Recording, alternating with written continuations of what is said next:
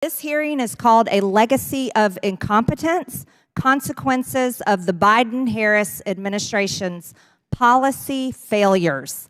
Policies that do not deliver results for the American people, who are the taxpayers, are complete failures. Spending money and allocating money is not a policy of success. It's the outcome of the money that has been spent based on the policy. So I'd like to talk through this one that I find absolutely shocking, especially given that my district is a rural district in Georgia. This is in 2021. President Biden taps Kamala Harris to lead effort to close digital divide. The White House released their remarks by President Biden, an address to a joint session of Congress. And in the process, it will create thousands and thousands of good-paying jobs. It creates jobs connecting every American with high-speed internet, including 35% of the rural America that still doesn't have it. This is going to help our kids and our businesses succeed in the 21st century economy. And I'm asking the Vice President to lead this effort, if she would. Vice President replied, "Of course." The President said, "Because I know it will get done." Now, fast forward to 2024. Here's the headlines. Why has Joe Biden's $42 billion broadband program not connected one single household? Maybe it's because, this is also in the headlines, that Harris announces plans to help 80% of Africa gain access to the internet, up from 40% now. Talk about a policy failure. Talk about not delivering results to the American people. Spending $42 billion, yet not having one household connected to the internet. Welcome back to Capitol Insights. Today we're diving into a heated topic making waves in Washington. Congresswoman Marjorie Greene criticizes the Biden-Harris administration's $42 billion broadband initiative. According to Greene, not a single household has been connected.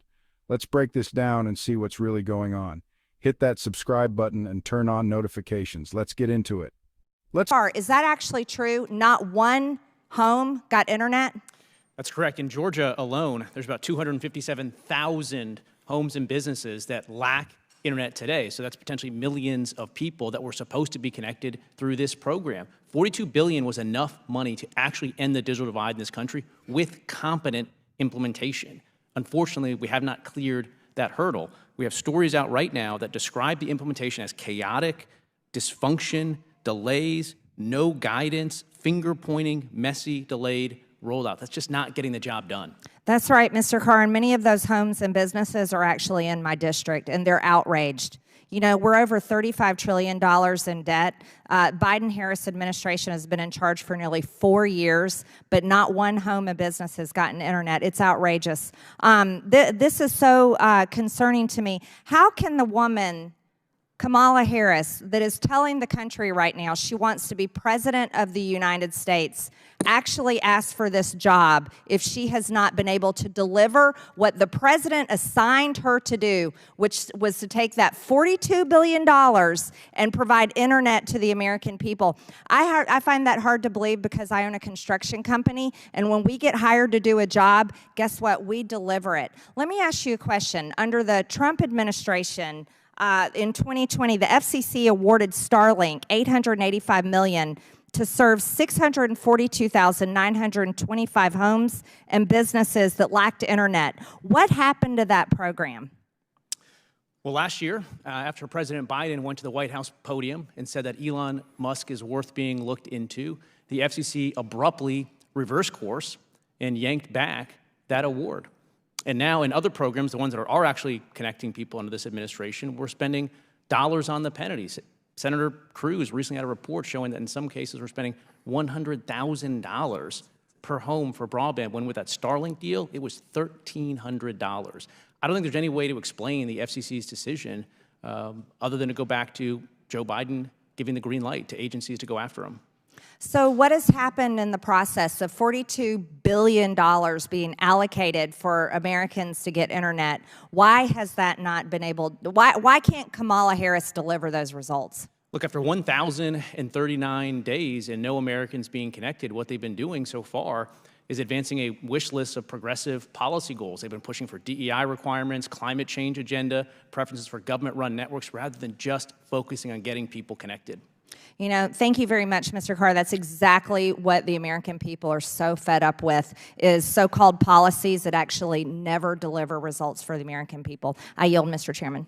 Greene brought up an interesting comparison. In 2020, the FCC awarded Starlink $885 million to provide internet to underserved areas. The program aimed to connect over 640,000 homes and businesses. Contrast that with reports under the Biden-Harris administration suggesting some homes cost up to $100,000 each for broadband. Greene argues this isn't just inefficiency, it's political. Is this about better options or is it about politics? Let me know what you think in the comments. Greene didn't hold back, calling out Kamala Harris directly. She questioned how Harris could aspire to be president. Greene compared it to her construction business, saying, "When we get hired, we deliver."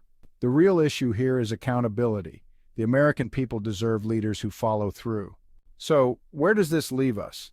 The $42 billion broadband initiative is a stark reminder that big promises mean nothing without real results. Is this a failure of leadership, or is there more to the story? Let's discuss in the comments below. I'd love to hear your thoughts. Thanks for watching, and I'll see you in the next video.